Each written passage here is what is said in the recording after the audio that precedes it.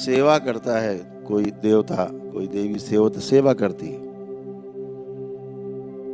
सेवा है क्या? एक शब्द आपने पकड़ा हुआ है, सेवा करनी। तो अभी सेवा है क्या? शब्द में सेवा क्या है और उस शब्द का अर्थ क्या है सेवा का, उसको समझना बहुत आवश्यक है। अगर हम सेवा को समझ लें तो जीना बहुत आसान होता है। जब भी हम अपने को शरीर मान के जीते हैं, सामने वाले व्यक्ति को भी शरीर मान के ही देखते हैं और वैसा ही व्यवहार करते हैं,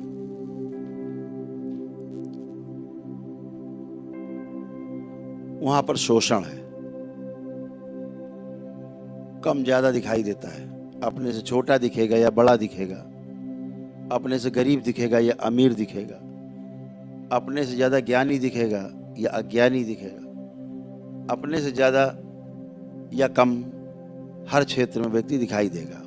पद में, बल में, तमाम तरह से आपको कम ज्यादा दिखाई देगा। जहां कम ज्यादा आपको दिख रहा है और आप किसी व्यक्ति की मदद कर रहे हैं, कतई वो सेवा नहीं है।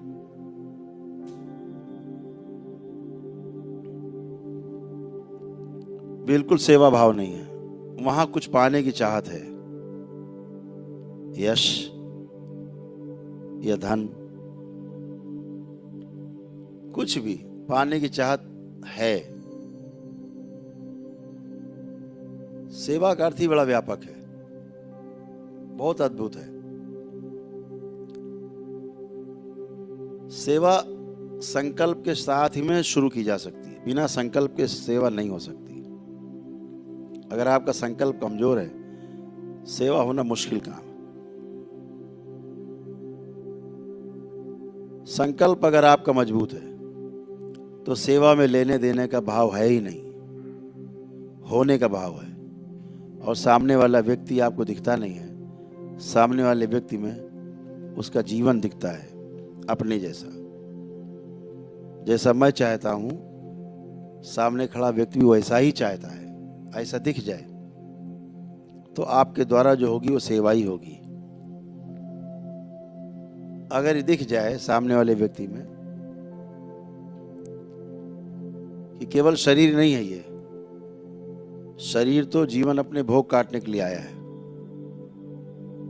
माध्यम है, अपने को प्रमाणित करने के लिए आया है जीवन। मैं हूं, 84 लाख योनियों के बंधन से मुक्ति के लिए शरीर धारण किया है, मिला है। लेकिन जिस दिन दोनों दिख जाए और ये दिख जाए कि इसको चलाने वाला जीवन है, शरीर तो बहाना है, माध्यम है, साधन है, तो निश्चित रूप से आपकी सेवा शुरू हो जाती है। सामने वाले की फिर जो आप मदद करते हैं या सामने वाले व्यक्ति के साथ आप जीते हैं, तो निश्चित रूप से वो सेवा है जो आप करते हैं। क्योंकि फिर आपके पास अपेक्षा नहीं रहती, शरीर नहीं रहता, छोटा बड़ा नहीं दिखता, अच्छा बुरा नहीं दिखता, सिर्फ सेवा का भाव होता है। कैसे? एक सहानुभूति एक भाव है,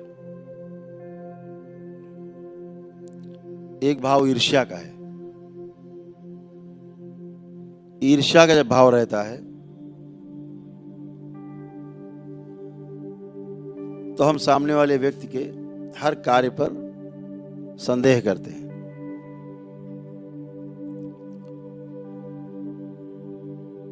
ईर्ष्या का भाव है वो जो आपको संदेह उत्पन्न करता है आपके अंदर। ईर्ष्या का भाव क्या करता है?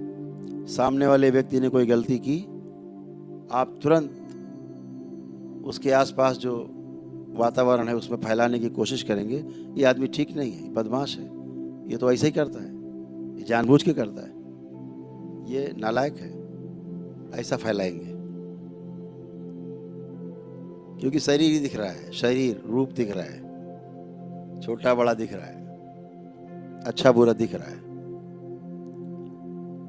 लेकिन वही कहीं आपका अपना मित्र हो, उसने कोई गलती भी की हो, अब आपके अंदर उसके प्रति ईर्ष्या भाव नहीं है, तो सहानुभूति का भाव है, तो आप कहोगे अरे गलती हो गई, इससे बेचारे को माफ़ करो, ये तो गलती हो गई है। ऐसा है नहीं, वो हो गई गलती, ऐसा व्यक्ति है नहीं, वो बस किसी कारण से हो गई है, क्षमा करो, माफ़ करो। उसको भी समझाओगे यार आगे से मत करना, ये सहानुभूति का भाव है। क्यों?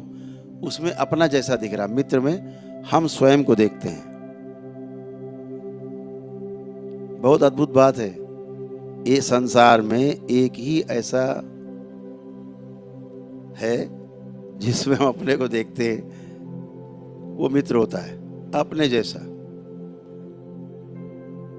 अपनी संतान भी अपने जैसे नहीं दिखती, लेकिन मित्र अपने जैसा दिखता है।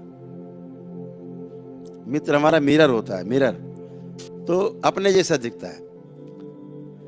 तो सेवा का जो भाव है, कोई भी आ जाए सामने, दुश्मन भी खड़ा है तो भी हम उसकी मदद करते हैं, क्योंकि वहां दुश्मन नहीं दिख रहा है, मित्र भी नहीं दिख रहा है। अपने अंदर एक भाव है कि हमें अच्छा करना है, हमें अच्छा बोलना है, हमें अच्छा देखना है, अच्छा ही रहना है, अच्छा ही बनना है, अच्छा ही सोचना है, तो फिर बुरा हो ही नहीं सकता, देख नहीं सकते। जैसे ये दरबार किसी का बुरा नहीं करता, इसका 100% लक्ष्य रहता है कि सब अच्छे हो, सबका अच्छा हो। ये भाव जब आप में रहेगा प्रबल, जब ये वाला भाव आपका बन जाएगा और तंत्र की नई ऊंचाइयां छुएंगे आप, केवल भाव आपका प्रबल रहे। कोई कल्पना ये भी नहीं कर सकता कि आप इतनी ऊंचाइयां छू करके करौली सरकार के दरबार में और कहां से कहां पहुंचने वाले हैं, अभी वो कल्पना किसी को नहीं हो सकती, लेकिन भविष्य की किताब में लिखा हुआ है।